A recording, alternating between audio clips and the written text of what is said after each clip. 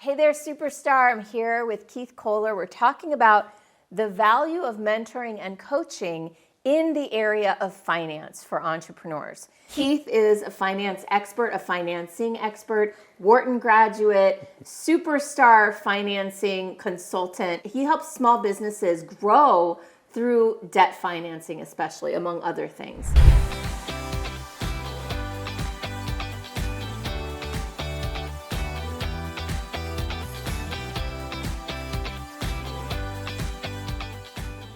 Welcome back, Keith. Thank you, Michelle. And Keith is also a mentor and a coach. So he helps people make big deals, and he also mentors and coaches in the area of finance. So Keith, you are a finance mentor, coach, consultant.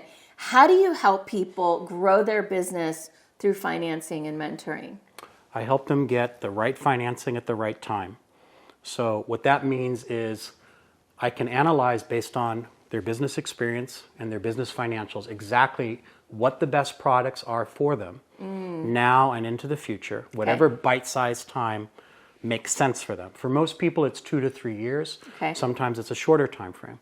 So I can advise on specifically what combination of loans or working capital financing or any of the 15 types of debt products I've identified make sense for them and why. Okay, well, and to back it up a little bit, one of the biggest things that you provide value and mentoring on is looking at someone's business and helping them identify how financing could help them grow. 100%. Right? First and foremost, because somebody might come to you and be like, I want to get money, and it may not even make sense for them to have that money or to use it. Or maybe they're planning to use it on the total wrong thing. That's right. Right? So you come into people's businesses, you look at it and say, oh, here's the big opportunity here. Here's the place where a little bit of a cash infusion can help you blow up, right? That's right. It's really interesting, Michelle, because in almost all of my cases in working with my clients, most of them think small. Yeah? Yeah. Yeah, and objectively so. And what I mean by that is they'll say, well, could I get 150,000? Right. And then I look at the numbers and they really qualify for $1 million. Wow. And they don't know. Right. Well, why would they know, right? And they might even be like, what would I do with $1 million? What with $1 million, right? It's because they're still dancing oftentimes in a little bit of a foot in scarcity. Yeah. Maybe a foot in abundance, but maybe they're holding themselves back for whatever XYZ reason. But also it's because oftentimes providers of financing don't explain things to them, right?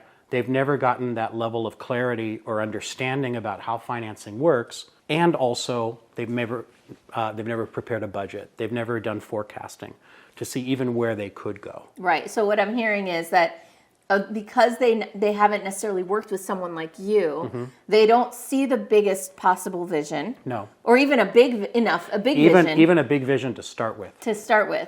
So they might be thinking small, and so they're asking small. I remember I referred somebody to you. I thought she could get like $30,000 or $50,000, and I remember asking her, and she's like, "Yeah, I got $5,000." I was like, "5,000? You could have done so much more than that, right?" Yeah, and oftentimes people are afraid to get more money because they think they might use it incorrectly. Right. Well, and I should specify, you told her she could get more. A lot more. And she could invest it in a whole bunch of other things. And she didn't because she didn't want to. No, she didn't want to. Right. Yeah. And it's a shame, I think. Well, sometimes people get to their level of comfort, and that's fine. That's good. That's what's good for them. Yeah. But if there is the possibility for growth. And the desire. Thank you for bringing that up. The desire. If you can really feel that, embody it, want to integrate it, why not be, I'm going to make you aware of all that you can achieve. Right. All the potential of your growth. Yeah. You can choose to step into that or not. Right. And yet, it's really my responsibility to do all that. Then, once we determine what's the right financing for you, I'm going to go out and get that deal for you. And I'm going to get it faster, better, more negotiated, and so you can focus on running your business, which is probably what you really want to be doing anyway. And leave that to me. Now, it's not completely me. It's a collaborative process, and it requires good communication. It requires ongoing understanding and being responsive, right?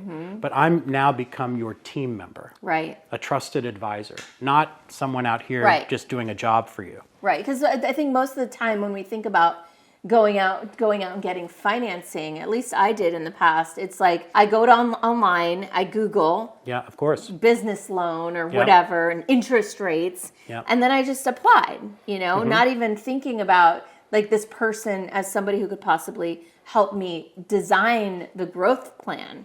Absolutely. And that's really what you do. You're looking do. at the big picture. You're looking at their financial statements. You're looking at their opportunities. That's it. And saying, here, do more of this or buy more of that.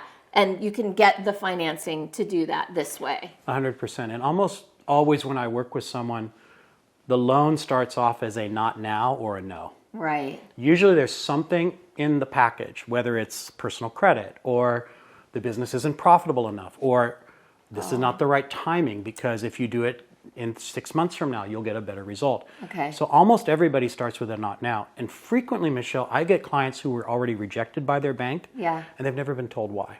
Right. They don't understand it, right? They just get this little decline letter Yeah. or an email and they feel like I must be a horrible person or I've done something. Or I've been discriminated against in some way. And let's be honest, bias absolutely does exist Okay. in financing. There's bias and we need to acknowledge that. I'm not saying it's fair. I don't love it, but there's ways to work through that. Right. So once you started digging in, then you notice, oh, wait, now there's this other layer.